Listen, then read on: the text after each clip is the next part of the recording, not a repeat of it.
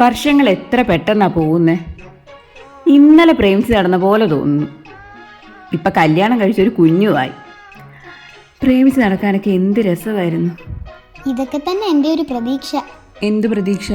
അല്ല, അച്ഛനും അമ്മയും പ്രേമിച്ചാൽ എനിക്ക് ഒന്ന് പ്രേമിക്കണ്ടേ? അയ്യടാ, പ്രേമിക്കാൻ പറ്റിയ ഒരാള്. ദേ, വല്ല പരിപാടി ഒപ്പിക്കാനാ ഉദ്ദേശമെങ്കിലേ ശരിയാക്കും ഞാൻ. അമ്മയ്ക്കും അച്ഛനും പ്രേമിക്കാം, എനിക്ക് പറ്റത്തില്ലല്ലേ?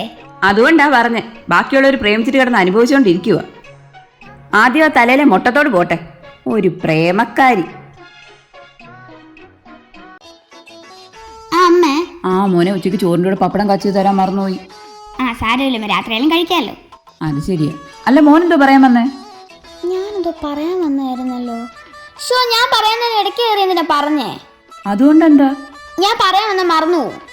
ബെസ്റ്റ്. ഇനിയിപ്പോ അതെങ്ങനെ ഓർത്തെടുക്കും? ഞാൻ അവിടെ നിന്നാ അമ്മ ഓർത്തത്. അപ്പൊ അവിടെ ചെന്നിക്കാം. അപ്പൊ എനിക്ക് റേഞ്ച് കിട്ടും. അപ്പൊ എനിക്ക് ഓർമ്മ വരും.